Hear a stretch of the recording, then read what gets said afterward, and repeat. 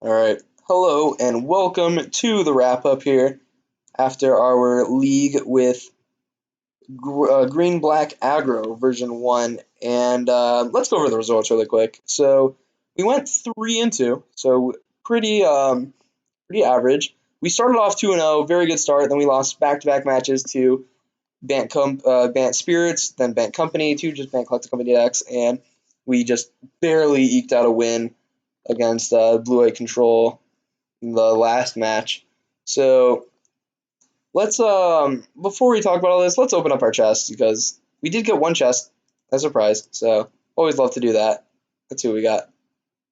We got 5 play points. Elsha of the Infinite, Hunted Horror, pretty nice card with a Torpor Orb, and Reshapon, Pioneer Legal. Cool. Anyways, moving on.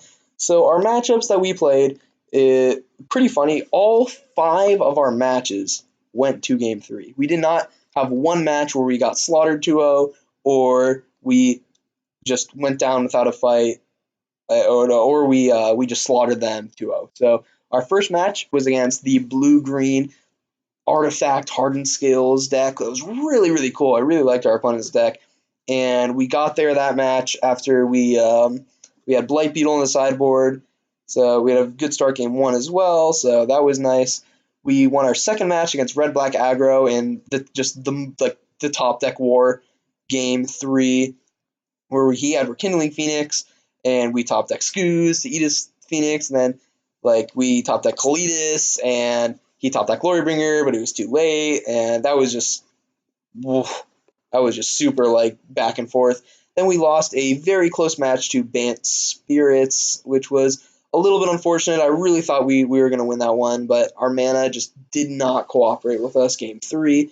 I really do think that we probably would have won that game 3 had we hit our land drops on time. So, a bit unfortunate there. Then we lost to Bant Collective Company after winning game 1 with Rankle attacking for exactly lethal.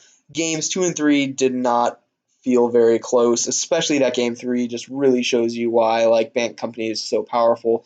Is Tireless Tracker just put in so much work. We got ahead at first, but then they played Reflector Mage. Reflector Mage is such a blowout card, just stabilized him. Then he got to sit back with Spell Queller and just drew 400 cards with Tireless Tracker every turn and Selfless Spirit. So that was unfortunate. We lost game 1 in the last match against Blue Eye Control because I kind of foolishly played into a Supreme Verdict and we got punished. Game 2, we absolutely crushed them. In game 3, I thought we were going to crush them again. We were super close to getting that win. We got him to 1 life, and he top decked I think it was 3 or 4 turns in a row to stay alive, and he top decked that Settle the Wreckage, and it was honestly the sequence of top deck Settle the Wreckage into Dig Through Time that was just oh my god, we're gonna lose. We're going to lose this game now. We can't win. Fortunately, we top deck Experiment 1, which was actually a very nice draw, as we were able to use Dreg Mangler's Scavenge ability to make it survive Supreme Verdict, and we drew another Dreg Mangler, and we were able to finish off that game just barely getting there with Rankle, Master of Pranks. Wow, just unbelievable game, super close. But we did get there and finished 3 and 2. So the biggest thing that is on my mind after playing this match or playing this league, it's probably on your mind too, is why play this iteration of a black aggro deck over something like mono black aggro, where you don't have to deal with mana issues. You get to play quality 1-drops like Bloodsoak Champion. You get to play all this other stuff. And I really think the reason is Dreg Mangler. This is a card where when you look at it, it's not too impressive. It's a 3/3 with haste and has maybe this weird ability you can use from the graveyard for 1,000,000 mana. But it really did put in a lot of work, and I think it gave this deck a lot of reach. I haven't played a lot of the mono black variant, but I know how it works. This deck is very similar, and it's just Knight of the Ebon Legion and Experiment 1 were very good 1-drops. Honestly, Grim Flare was a little underwhelming this league, which surprised me because Grim Flare is a very, very good card. but we don't really have a way to give him Delirium that easily. Like we have Scrounger as our only artifact. We have Thoughtseize as our only sorcery. So most of the time it's just going to be like land creature, maybe land creature instant. But 9 times out of 10, like I think it had Delirium once in the entire league, and that was against Blue Eye Control. But like we had all 5 types. We had land creature, uh, instant sorcery artifact in the graveyard that game. So we had it all, but um, I don't know. Tireless Tracker honestly was just a little bit underwhelming that game. It wasn't as good as I thought it was going to be. Abrupt Decay was fine. Do I think it was good enough to the point where it was better than a card like Grasp of Darkness? Eh, probably not, would be my guess. Like, I don't really remember through the entire league if we killed anything that wasn't a creature with Abrupt Decay. We had the ability to.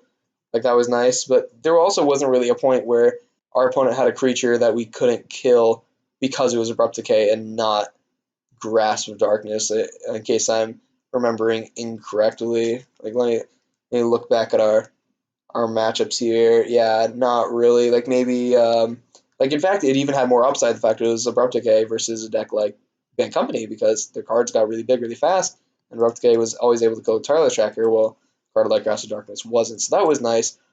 Scrounger was fine, but like really the cards that we're talking about here are Experiment 1, Abrupt Decay, Grim Flare, and Dreg Mangler. Experiment 1 was insane.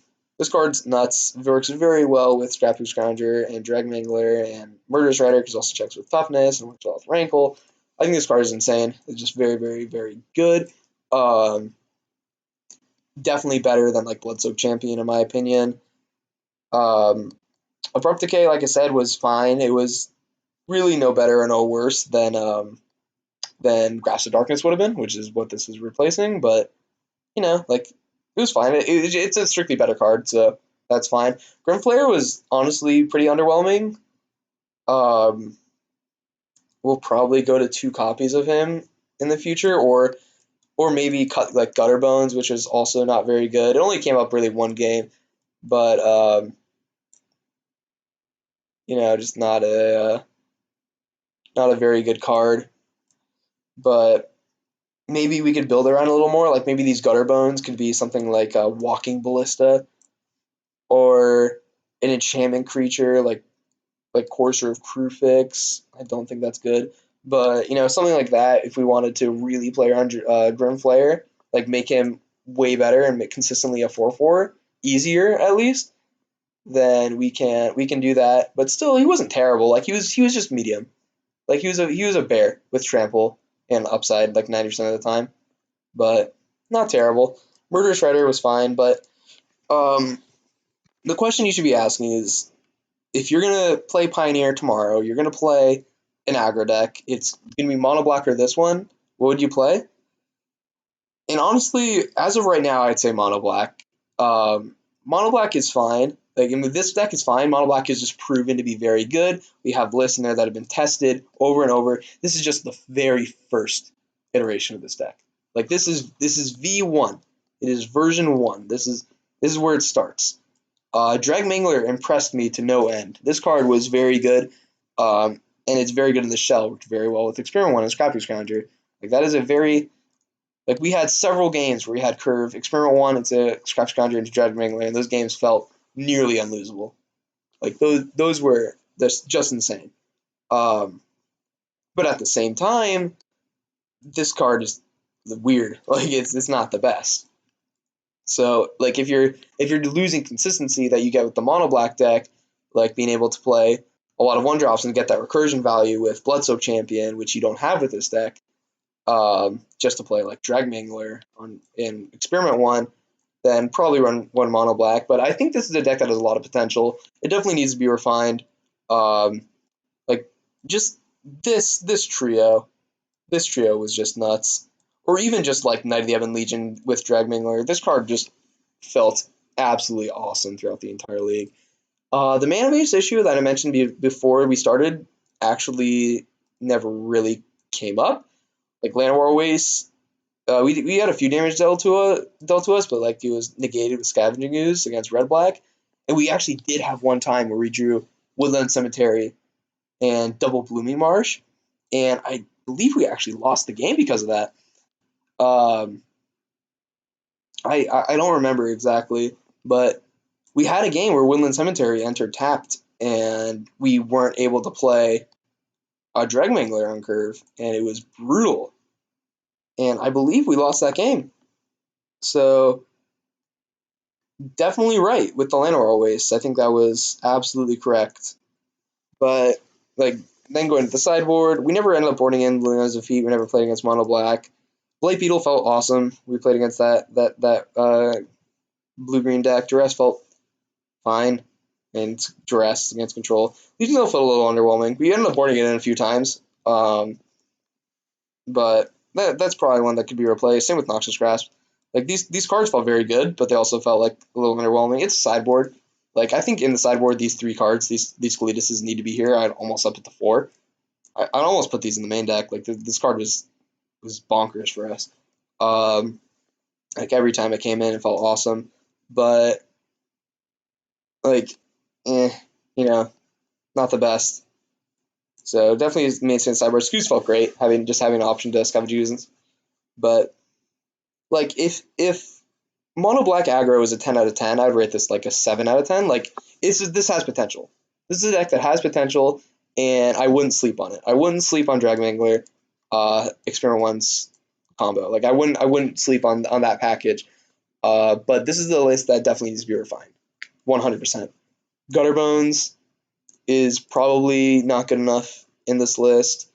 Grimflare either needs to be trimmed or it needs to be more enforced. Like I think that's really where we need to come to with this deck is, do you want to be playing more towards Grimflare as a 2-drop, or do you just want to like not play Grimflare enough and maybe go down to 2 Grimflares and go up Gutter Bones or go up like Blood Soak Champion?